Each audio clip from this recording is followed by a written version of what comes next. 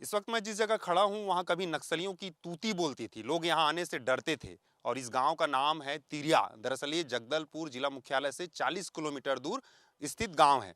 लेकिन इस गांव ने आज अपनी अंतर्राष्ट्रीय पहचान बना ली है। इस गांव को अंतर्राष्ट्रीय अवार्ड से सम्मानित किया गया है।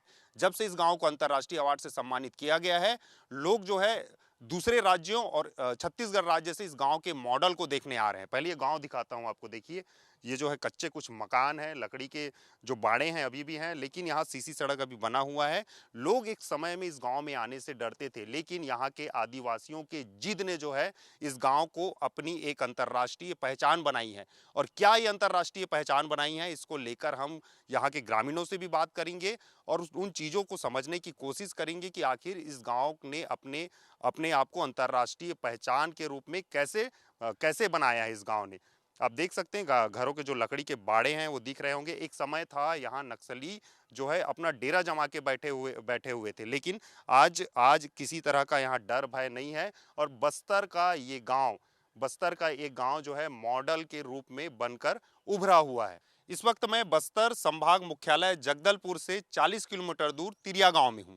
और तिरिया गांव जो है इतना खास क्यों है, इसको लेकर मैं आज आपको बताने जा रहा हूं। पहले मैं आपको वो बोर्ड दिखाता हूं। ये बोर्ड देखिए पहले आप। यहाँ पर जो है सामुदायिक वन संसाधन अधिकार क्षेत्र ग्राम तिरिया लिखा हुआ है। और इस क्षेत्र में निम्न कार्य पूर्णतः वर्जित हैं। किस तरीके के कार्य वर्जित हैं उसको आप देखिए। शिकार करना, नदी नालों में खाना बनाना, प्लास्टिक डिब्बे, कांच, डिस्पोजल, झिल्ली को फेंकना, किसी भी प्रकार के वन संसाधन को नुकसान पहुंचाना, जंगल में पिकनिक मनाना। यहाँ क्षेत्र ग्राम सभा तिरिया के संरक्षण में है। सभी ग्रामवासी एवं बाहरी व्यक्ति उपरोक्त नियमों का पालन करें। उल्लंघन करने पर संबंधित प्रावधानों के अंतर्गत कार्रवाई की जाएगी। अब ये क्यों ऐसा बोर्ड है, तो उसके बोर्ड के बारे में बताता हूं कि इस गांव को सामुदायिक वन संसाधन अधिकार क्षेत्र का जो है अधिकार पत्र मिला है। ये अधिकार पत्र मिलने के बाद गांव जो है अपना प्रबंधन कर सकती है। और इस प्रबंधन के तहत गांव वाले कैसे करते हैं सुनिए। गांव वाले 2-2 दिन तक जंगल में रुकते हैं, राशन पानी लेकर जाते हैं, उस जंगल की रक्षा करते हैं। जो पेड़ तस्कर होते हैं उसको रोका जाता है। यही कारण है कि इस गांव को अंतर्राष्ट्रीय पहचान मिला और 2025 में इस गांव को अंतर्राष्ट्रीय अवार्ड दिया गया है इको टूरिज्म और जंगल प्रबंधन के क्षेत्र में। ये गांव इतना महत्वपूर्ण है, इधर देखिए आपको दिखाता हूं। ये क्षेत्र है गांव का। ये गांव इतना महत्वपूर्ण है कि इस मॉडल गांव को देखने के लिए दूसरे राज्यों से लोग यहां पहुंचते हैं। इसी राज्य के बाकी जिलों से भी, छत्तीसगढ़ राज्य के बाकी जिलों से भी लोग यहां आते हैं। और इस गांव का जो मॉडल संरचना है कि किस तरीके से इस गांव के ग्रामीण प्रबंधन कर रहे हैं, अपने जंगलों की रक्षा कर रहे हैं, और किस तरीके से टूरिज्म के जरिए, इको टूरिज्म के जरिए लाखों रुपए की कमाई कर रहे हैं, उसे देखने के लिए लोग यहां पहुंचते हैं। सबसे खास बात यहां है कि ये गांव एक समय में घोर नक्सल प्रभावित क्षेत्र था। लोग यहां आने से डरते थे, लेकिन सोचिए यहाँ के गांव के ग्रामीणों ने यहां से बाहर निकला। उधर दिखाइए थोड़ा किस तरीके से नदी, आपको दिखाता हूं कि कितनी सुंदर नदी है वो। यहाँ के ग्रामीणों ने यहाँ से बाहर निकले और बाहर निकल कर इस नक्सल जो क्षेत्र था उसके मिथक को तोड़ते हुए आज ये एक नवाचार कर अपनी एक अलग पहचान बना रहे हैं।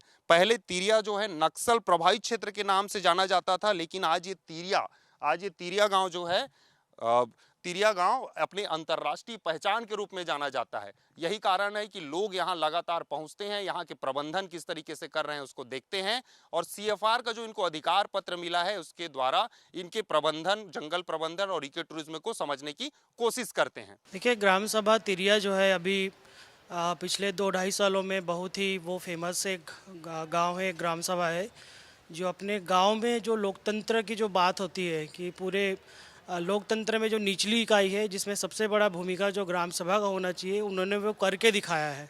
वो प्रक्रिया में वो शामिल होकर दिखाया है। और वो ग्राम सभा जो है वन अधिकार कानून के माध्यम से ग्राम सभा को खड़ा करते हुए उन्होंने अपने जल जंगल ज़मीन को सुरक्षा रखते हुए उन्होंने आजीविका के एक नए माध्यम को उन्होंने जो है एक नया परिभाषित किया है ग्राम सभा को, और आजीविका को अभी उन्होंने काम भी किया है उसको लेके। सबसे बड़ी बात है कि इनकी जो इको विकास के नाम पे जो प्रक्रियाएं चल रही है पूरे बस्तर पे, उस पे उन्होंने एक प्रयोग किया है जिसमें अपने जो संसाधन है, अपने जो जंगल है, अपने जो पर्यटन स्थल है, उसको प्रबंधन करने में सफल रहे हैं। और ये प्रक्रिया सिर्फ आजीविका विकास की बात नहीं, लेकिन कैसे सतत रूप से अपने जंगलों को बचा सकते हैं, अपने जंगलों को प्रबंधन कर सकते हैं, अपने आसपास को स्वच्छता रखते हुए कैसे पूरे प्रबंध कर सकते हैं, इस विषय पे वो काम करते आ रहे हैं। इसी कारण उनको जो है अंतर्राष्ट्रीय मान्यता भी अभी मिला है। जो RRI कलेक्टिव अवार्ड है वो भी उनको रिसेंटली लास्ट ईयर उनको ये अवार्ड में उनको शामिल किया गया है, जो कि एक बहुत बड़ी बात है। पूरे बस्तर में सरकार की भी पॉलिसी आई है कि सबसे ज़्यादा जो है इको टूरिज़्म जो है प्राकृतिक पर्यटन है उसको विकसित करना है और उसको आजीविका के अल्टरनेटिव ऑप्शन बनाना है। इस प्रक्रिया में तिरिया एक अच्छे उदाहरण के रूप में पेश हुआ है और अच्छे तरीके से वो काम को आगे बढ़ा रहा है। लेकिन इस पूरे प्रक्रिया में जो सबसे बड़ी जो भूमिका है, जो बार बार बात आती है ग्राम सभाओं की, ये वही ग्राम सभा है जिसके पास गांव में लोकतांत्रिक व्यवस्था को आगे बढ़ाते हुए पेशा कानून के मदद से, वनाधिकार कानून के मदद से वो अपने काम को निरंतर आगे बढ़ाते जा रहे हैं। और उस पूरी प्रक्रिया में सभी लोग शामिल हैं, महिलाएं, बुजुर्ग, पुरुष, युवा और सभी तरीके के जो समाज है वो उसमें शामिल होकर अपने काम को आगे बढ़ा रहे हैं। जी, वो पेड़ का जैसे गोलाई में उसका जो रेट पेड़ का है, उस पेड़ का गोलाई के अनुसार माप के उसको नाप के उसको रेट तय करके उसको दंडित किया जाता है। पहले क्या है, खूब पेड़ कटते थे, जब से आप लोग ये गश्ती कर रहे हैं जंगलों में तब नहीं कट रहे हैं? जी, अभी क्या है, पहले चौकीदार रहा करते थे, वो चौकीदार में कुछ लोग जा रहे थे आ रहे थे, 4-5 चौकीदार। अब पूरा गांव वाले जिम्मेदार रख कर रहे हैं, तो पूरा गांव के ऊपर जिम्मेदार है। पूरा कुछ भी होने से गांव में ही लोग जाते हैं और टीम वाले तो रहते हैं। अगर टीम में कुछ दिक्कत आता है, इधर उधर परेशान होता है, तो टीम वाले छोड़ के फिर गांव वाले भी जाते हैं सहयोग करने। पेड़ कटते थे, हाँ, अभी नहीं कट रहे हैं जब से आप लोग प्रबंधन कर रहे हैं। जब से पेड़ कटाई क्या रुक गया है पहले की अपेक्षा में? जी, पहले के अपेक्षा में अभी थोड़ा पेड़ कटना रुक गया है, क्योंकि पहले बहुत पेड़ कटिंग हो रहा था। उड़ीसा सीमा की जो तस्करी में लकड़ी बहुत चोरी हो रहा था, उस कारण से अभी समिति चला रही है, तो अभी इतना पेड़ कटाई रुक गया है। क्या नाम आपका? मेरा नाम जयराम नागे, मैं ग्राम सभा अध्यक्ष हूँ। हमारा जो सामुदायिक वन संसाधन प्रबंधन समिति जो गठन किए हैं, जो गठन करके हम लोग इसको लगातार गश्ती जा रहे थे। पहले जंगल गश्ती शुरू में, उससे हम लोग को कुछ आय नहीं मिल रहा था घर में, तो इसको फिर ग्राम सभा में बैठकर तय किए कि हम लोग गांव में आर्थिक रोजगार के लिए हम लोग कुछ करेंगे करके, जो प्राकृतिक पर्यटन स्थल है इसमें साफ सफाई करके इसमें शुरू किए। और लगातार हम लोग साफ सफाई करके यहाँ प्लास्टिक मुक्त करने के लिए, और जंगल में को कैसे अंतर्राष्ट्रीय पहचान मिला? अंतर्राष्ट्रीय पहचान इसमें हम लोग 2 चीज़ों से मिला है सर। जैसे कि हम लोग 3057 हेक्टेयर हम लोग को मिला है प्रपत्र, तो उसको हम लोग रक्षा करते हैं। पिछले 1 साल में इतना बड़ा एरिया में एक बूंद भी आग नहीं लगा है, ये तो एक पहचान हुआ।